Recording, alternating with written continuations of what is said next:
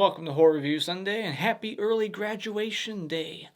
So this movie came out in 1981 with all kinds of other slashers. This was during the slasher craze. And I saw this movie for the first time a couple of years ago.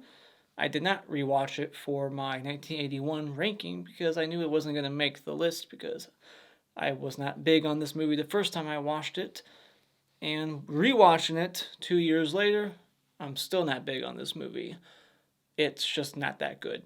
Now, this one was directed by Herb Fried. That's the guy's name. He did Haunts from 1976 and also Beyond Evil in 1980 with John Saxon and Linda Day George, the wife of Christopher George, who is in this movie. And if you want to check out Beyond Evil, it's not that great, but it's better than this movie. It's on YouTube right now for free, so you can go check it out. It's basically like an Amityville haunted house movie, possession type shit. And this one, like I said, it's a slasher movie, and the plot is simple. You got a killer on the loose killing everyone that's on this track team for reasons revealed later on. There's a girl in the opening who dies of a blood clot. And then all the other girls and guys on the track team are getting picked off one by one by a mysterious killer. Who could it be? Is it the coach? Is it the girl who died's sister who's now in town? You got some red herrings. Is it the principal, played by George Pataki? Is that how you say his name? The guy from like Rocky IV and Halloween 4. And the guy who directed The Hidden Gem of 1976, Mansion of the Doomed. I just saw that recently. Check that movie out. It's pretty good. So, yeah, let's just get into this. What do I like about this movie, Graduation Day? I like having Christopher George in here and George Pataki. I hope I'm saying that right. They're the best parts. They're the more seasoned actors. And George, not Christopher George, but George, he's kind of like the comedic character. He's got some wacky moments. Wears this tie and like tucked into his pants. I've never seen that before. It's a weird fashion style. But yeah, like I liked his character. He was the goofy principal, and they're, like I said, the best actors and the best characters in the movie. And there is a cheesy gimmick that the killer has in this film, where the killer has a stopwatch and tries to kill people within 30 seconds or like right at 30 seconds. So like when he's stalking someone, he'll hit the timer and then the person will die and then he'll like stop the timer. So it's just kind of funny. And it's extra funny later on because he chases this girl for like 3 minutes. And then when it's done, he hits the timer like he did it in 30 seconds. It's like, no, that took you like 5 minutes to kill her. That was not 30 seconds. You cheated. All right, so you didn't meet your 30-second goal there. And there's a couple of unique kills in this movie. Unfortunately, though, the effects aren't great, but there's 2 kills that stand out, and that's important for a slasher movie. There should always be at least one kill that stands out that's memorable. And this one, we got a couple. You got the football kill and the spikes kill. They're just funny and unique, and they definitely stand out. So I like those. And Linnea Quigley, I believe this is one of her first roles. Could be her first, I'm not sure. But she replaced an actress in this movie who refused to show her breasts. So Linnea stepped in, and we know she likes to show her breasts and everything. She was fine with that. So we get Linnea Quigley in this movie before she was ever trash in Return of the Living Dead. And we get to see her naked. So we get some TNA in this film. So that's always nice in a slasher. And that about wraps up all my positives. So getting into the negatives, what I don't like about this movie. I don't like the editing in this film. I thought the editor was on crack. The opening of this movie is like looking at a strobe light. It's just nauseating. Just cut, cut, cut. It's like flashing. If you took a drink every time there was a cut in the opening minute, you would die easily. Jesus Christ. And it's slow at times. This movie, it's not that long. It's only like 80-some minutes, but it feels slow at times in the middle because there's just so much padding. There's there's so much filler. Scenes that go nowhere. Scenes that are just redundant, unnecessary, and you could take them out and it wouldn't hurt the progression of the story at all. There's just scenes that feel so out of place. Anything with that music teacher you can take right out of this. Unless I'm wrong, explain it to me how I'm wrong, but that guy's not part of the track team. He's not a red herring. He's not a killer. Why are we spending so much time with this fucking music teacher? And why are we listening to a song by Felony for 7 whole minutes straight? Felony, yeah, that's the band in Jason Lives. You know that scene in Jason Lives where the girl's like, just don't come until the song's over. And he's like, how long's the song? And she's like, just another 10 minutes. It's funny hearing that because in this song, it really is like a 10-minute song. It goes on for at least 7 minutes. So it was just making me think of that joke in Jason Lives. I was like, this song, is that the song they're really supposed to be listening to in Jason Lives? Because this song in this movie by Felony really is like 10 minutes long. It just keeps going and going. And I remember the first time I watched this movie, it got to a point that I actually muted my television because I couldn't stand it. I sat through the whole thing this time, but I didn't like the song. So, also, obviously, this is low budget, so they didn't have a lot of locations. They kept going back from the school to this park, this hiking trail in broad daylight. There's not a lot of night shoots because, again, low budget. Obviously, they didn't have a lot of lights because later on at night, there's some day for night. But they just kept going back to the same trail, the same little stretch of park right next to the school. I just didn't like the setting. They just kept going back to it. Like, really, everyone at this school keeps going back to that damn trail. Like, let's go somewhere else. And there's some really bad use of POV in this film, and some POV that makes no sense. Like, it can't possibly be the killer's POV right now. It wouldn't work. It's also just poorly scripted. Like, there's no main character in the movie, really. The dead girl's sister comes into town. You think she's the main character, but really she's just another red herring. She's weird, and then she disappears from the film for a good portion of it. And anytime you see her again before the third act, she's just in the movie for maybe a few seconds to be weird again and not say much. So there's no actual main character that you latch onto and give a shit about that you like, that carries the story from beginning to end. Like the main, quote-unquote main girl, the sister, as soon as she's introduced, she just kind of disappears for a while, like I said. And it's like, well, who am I supposed to focus on now? Who am I supposed to care about? In this movie's case, nobody. And the effects in this film are terrible. The first slit throat kill is easily one of the worst slit throat kills I've seen in my life. It is god-awful. And so, yeah, and the transfer for this movie was bad at times. They got extra grainy, really fuzzy at times. So whoever did this, Vinegar Syndrome, they didn't do that good of a job.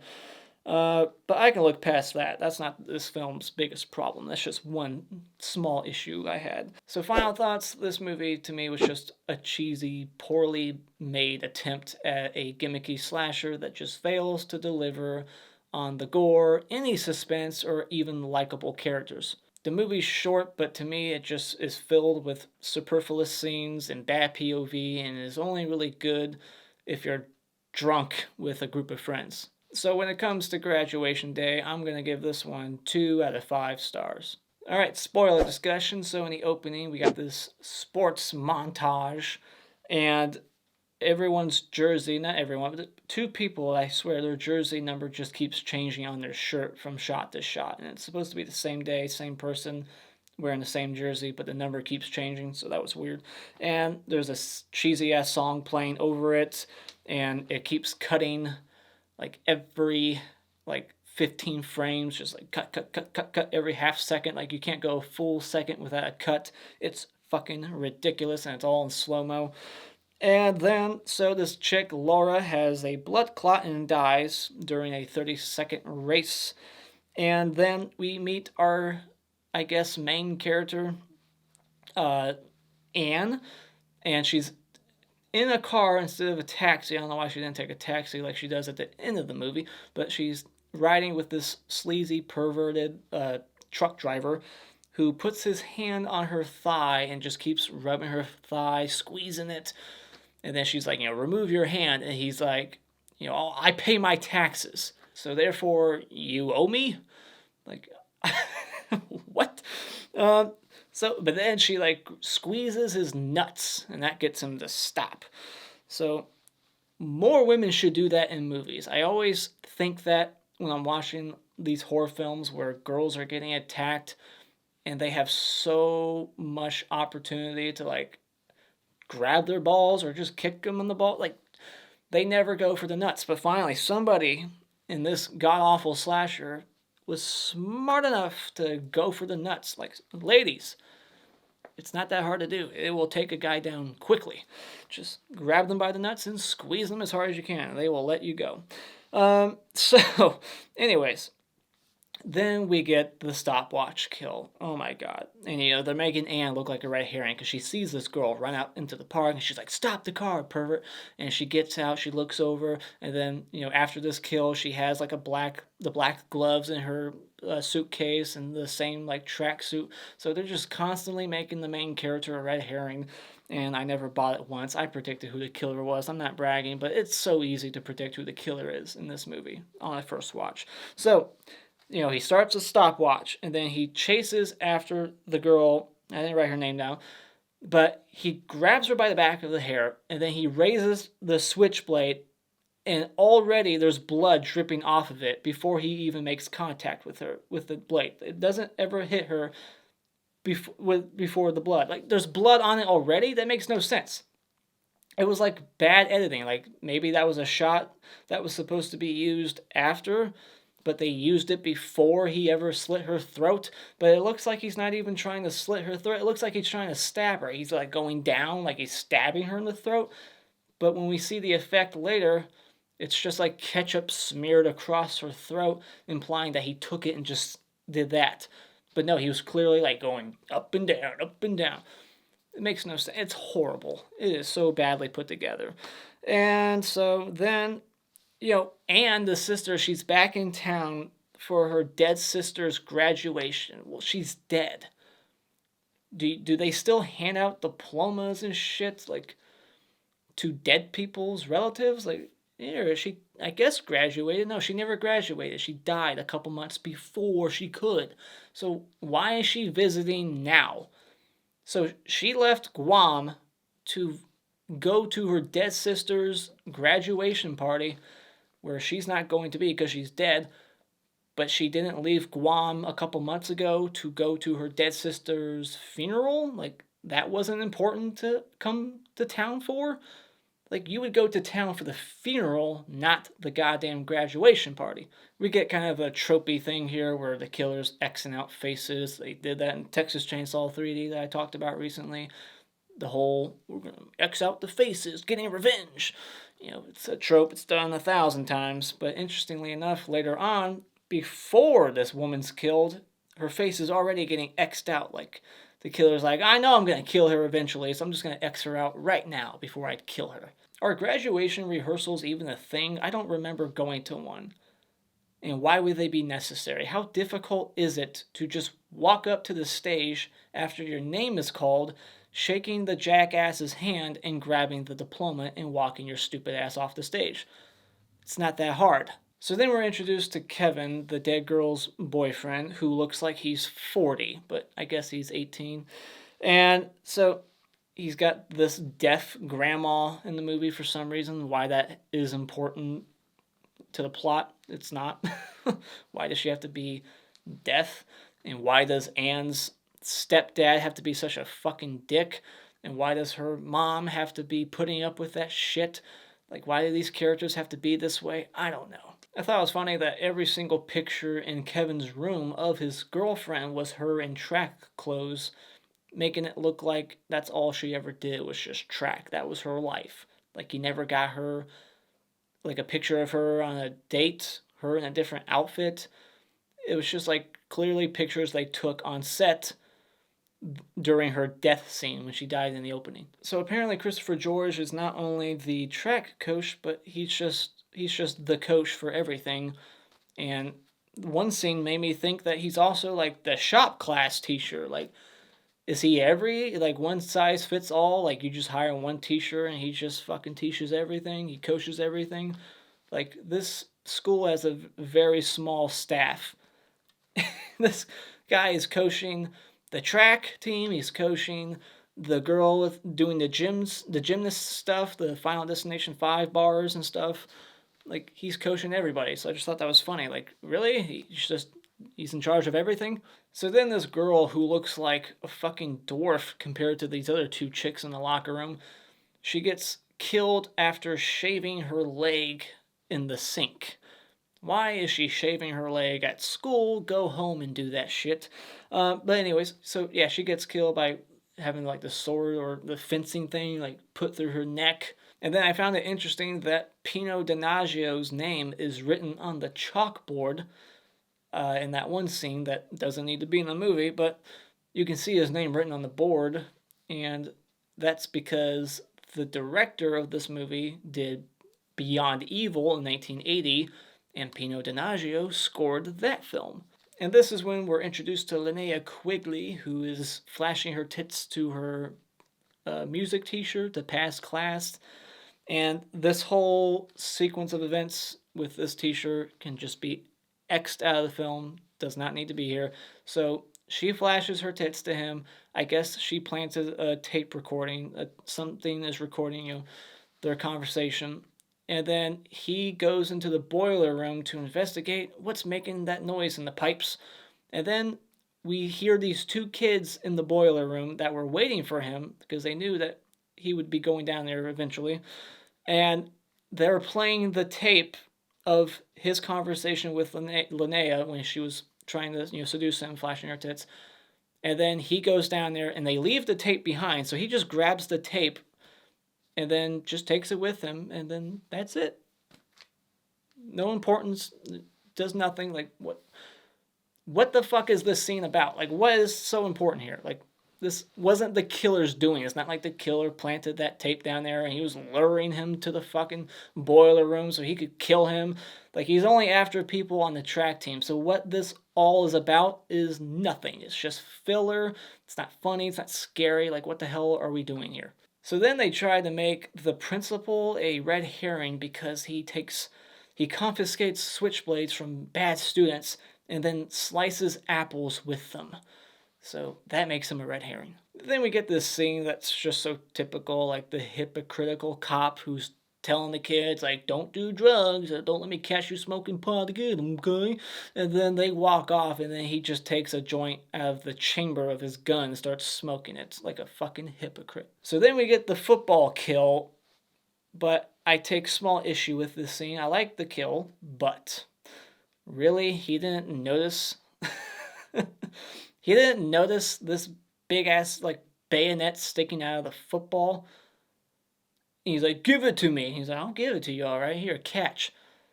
And it's like, really? You would catch that? Like, you wouldn't just duck out of the way? You didn't see it?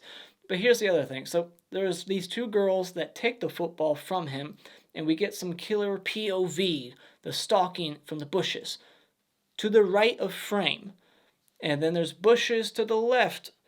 And these two girls, they take that football, they throw it in the bushes to the left, and then he almost instantly goes for that football, but somehow the killer already teleported from the right all the way to that side of the park to grab the ball and almost instantly put the damn bayonet thing or spike on it.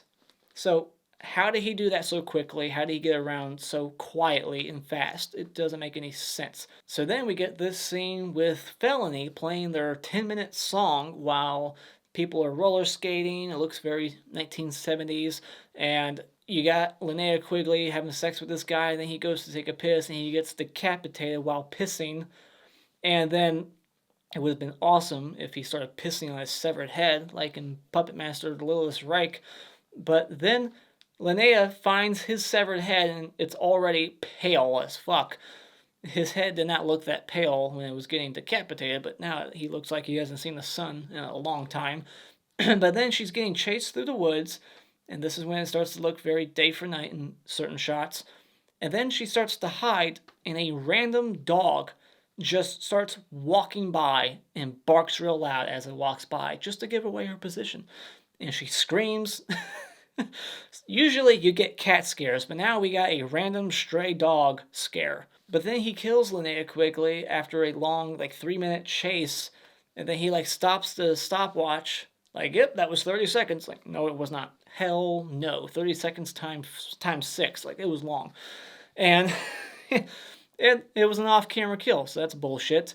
And we see her severed head later on, but it was the other actress. It was the actress that she replaced, so it was confusing. I had to look it up.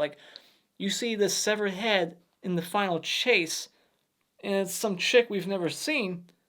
Come to find out, that's supposed to be Linnea's head, but it was the actress that she replaced. So then we get the other unique kill in this movie, and that's the guy who pole vaults and lands on the bed of spikes.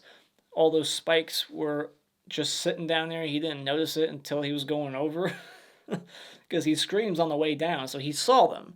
They were there the whole time.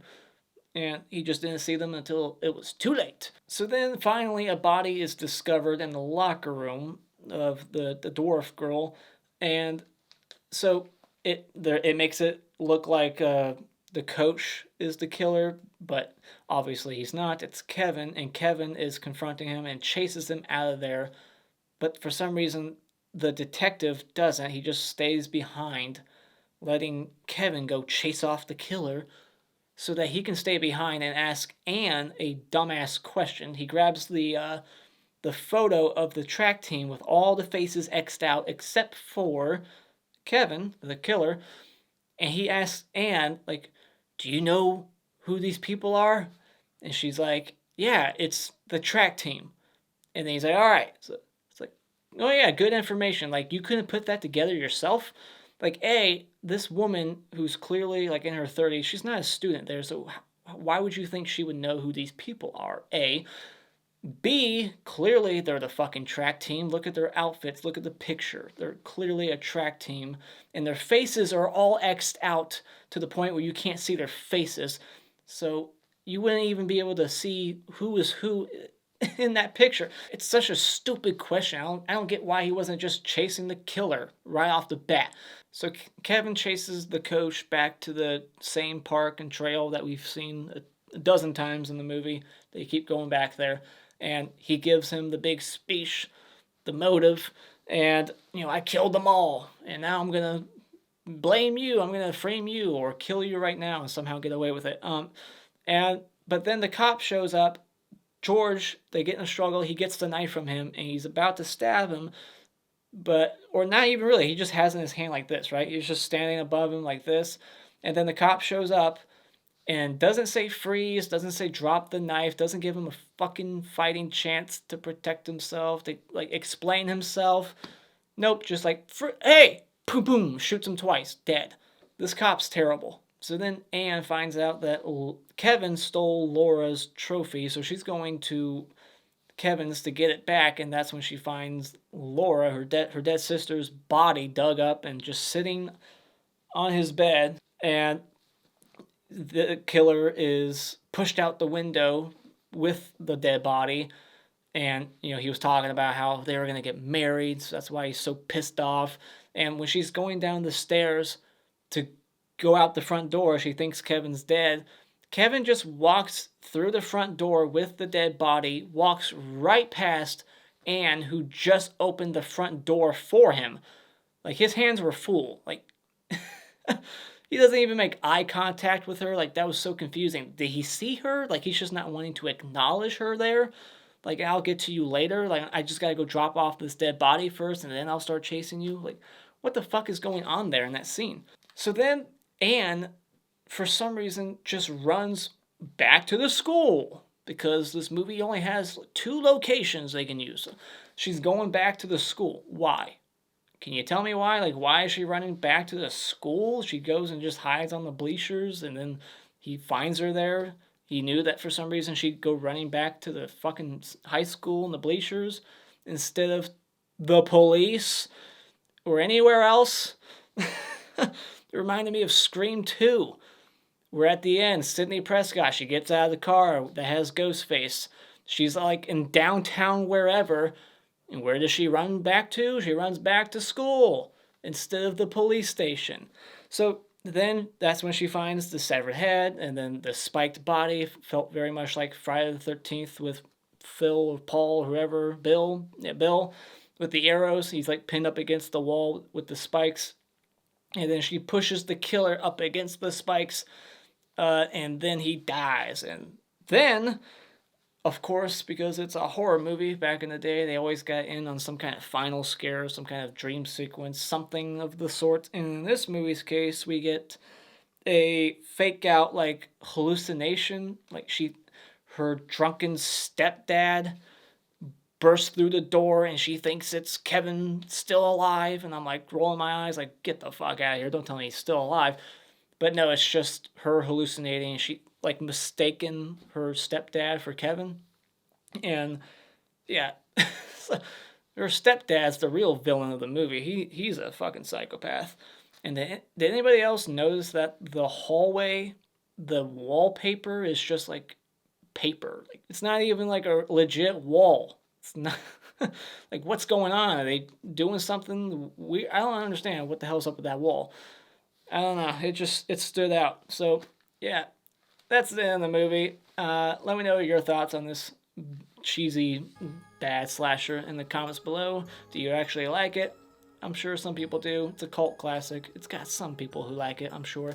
Let me know in the comments below. And as always, if you like what you've seen here, you can hit this like button and become a subscriber today just by clicking on my cartoon face in about 5 seconds. And remember, it's all an opinion. You don't need to get butthurt about it.